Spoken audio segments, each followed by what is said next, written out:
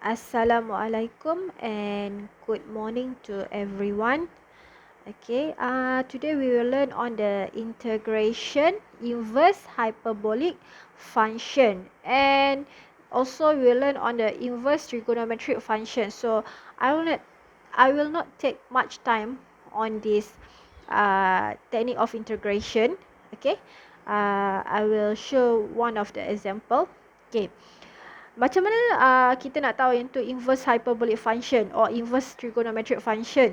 So, dia ada satu form, satu bentuk yang di mana kita tahu bentuk ni yang akhirnya jawapan dia kita akan dapat in the form of inverse hyperbolic function or inverse trigonometric function. So, inverse hyperbolic means that we have trigonometric, okay, tangent, and we have the symbol of H.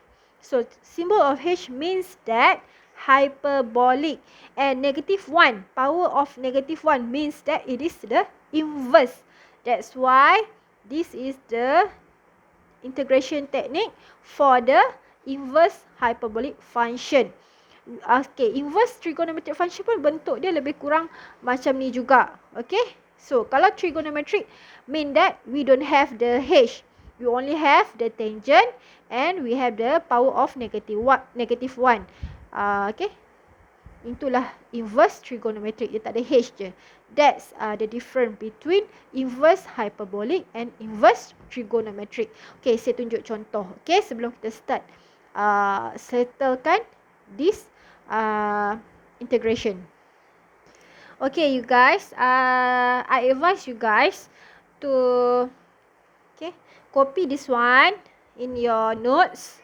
Okay, this is on the inverse hyperbolic function. Means that, okay, if we integrate this form, integrate this form, okay, then we will get the inverse hyperbolic function. Same here. If we differentiate the inverse of sine hyperbolic of x, then we will get in this form. So what about is inverse cos hyperbolic of x? We get in this form and go on. Okay, so this formula, it is included in the final examination. So you don't need to memorize, but you need to understand the form. If we get this form, this integration, we have the question in this form, then we know when we integrate, we will get the inverse hyperbolic function. Okay, so same goes to inverse trigonometric function. Okay, dia ada bentuk dia. So all of this formula will be given in the final examination. Okay, so you don't need to memorize, but I think you need to understand the form. So kalau dapat form macam ni, dia mesti salah satu, whether it is sama ada trigonometric ataupun hyperbolic. So dia ada bentuk-bentuk dia. Bentuk ni sama je macam untuk dapatkan inverse hyperbolic, cuma dia bezalah. Okay, kalau bentuk macam ni 1 tambah x squared means that we get the inverse of trigonometric.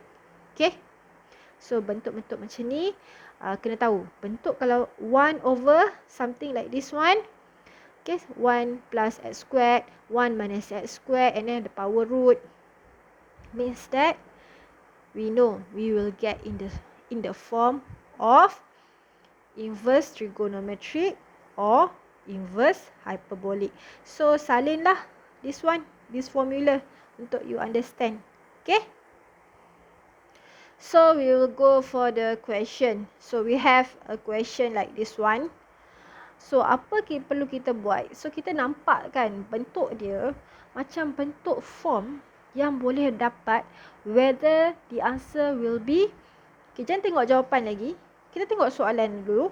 Okay, kalau kita dapat in this form question, And we know that kalau dapat je macam ni, it means that it is whether the answer will be in the inverse hyperbolic function or inverse trigonometric function. Okay? So, apa perlu kita buat? Ingat, kalau inverse trigonometric, inverse hyperbolic, dia mesti x squared. Okay? Dia mesti bawah ni x squared. Okay? Nampak Sekejap Dia mesti x squared. Dan dia mesti ada nombor 1. Dia kena ada 2 ni.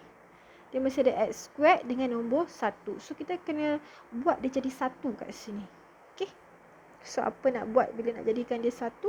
Dia jadi macam ni lah. Kita faktorkan 25. Okay. When we factorize the 25, then it will become like this one. Okay. Okay. Bila kita buat close 25, then x squared ni jadi apa? X squared ni akan jadi x squared over 25. So, tolak 1. So, kalau kita buang kurungan ni, bracket ni, kita nak dapatkan benda, dapatkan balik yang atas ni. So, nanti yang 25 ni, 25 dengan 25 boleh eliminate. So, dia jadi x squared. So, negative 1 darab 25 will be negative 25. So, dapat baliklah bentuk dia. Okay. So, apa perlu buat seterusnya? Okay, we have the constant 1 over 25. Then, 1 over 25 ni, since it is constant, then we put it outside of the integration. Okay.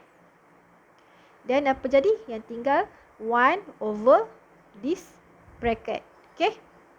So, since we know that 25 is 5 squared, right? So, dapatlah macam ni. So, squared ni kita factorize, dapatlah jadi macam ni. Right? So, sekarang ni kita dah dapat satu form tau. Kita ada satu, and then kita ada satu benda squared. Kan? So, apa perlu buat? Kita guna substitution method. So, let's say U is X over 5. Okay, ni kita nak buat ni U X over 5. Kalau kita tak buat substitution method, nanti kita nak settlekan ni susah kot, memang tak boleh settle. Sebab tu kita guna substitution method. Sebab ni susah, nombor dia macam nombor rigid, susah. That's why kita guna substitution method, sebab kita nak senangkan dia, simplify. So, let's say U is X over 5. Then, kalau kita differentiate U, then it will be 1 over 5.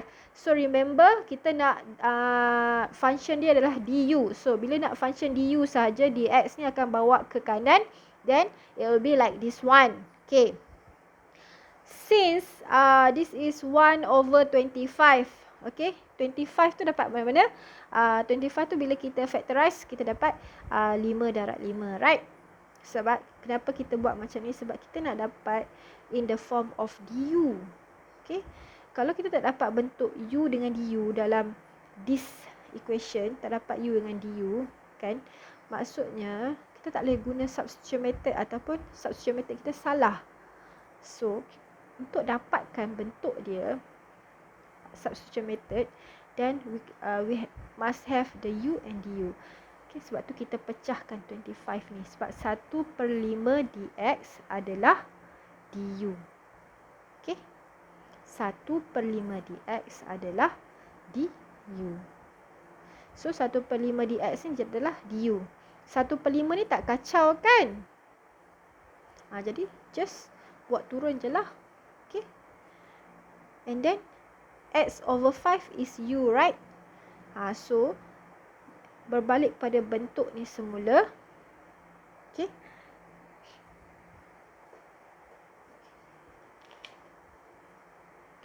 Tengok kat sini, 1 tolak x squared.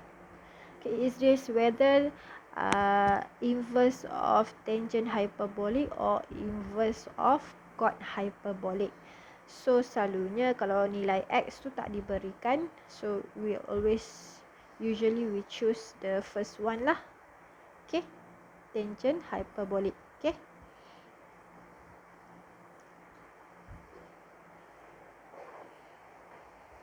So, since that inverse of tangent hyperbolic is 1 minus u squared. Tapi kita dapat u squared tolak 1 kan.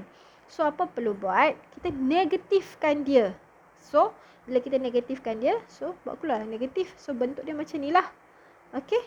So bila dapat bentuk macam ni je, kita tahu ini adalah in the form of, tadi saya dah tunjukkan, in the form of inverse of tangent hyperbolic of u. Okay. Negatif 1/5 ni kita buat turun lah. Dia kan constant. Buat turun je lah. Okay. So, U. Sekarang kita kena ganti dah U. Sebab kita dah dapat dah jawapan. So, U kita tadi apa? X over 5. So, gantikan. Dapatlah. Okay. Same goes to inverse trigonometric. So, kalau dapat je bentuk macam ni, it is whether inverse hyperbolic dengan inverse trigonometric. So, nanti bila dekat final examination, awak dapat formula dia. Awak check mana satu yang the right equation, the right form. So, macam ni saya dah tengok tadi dah. Kita dah tengok tadi, kita dapat inverse of tangent hyperbolic. Okay? That's it.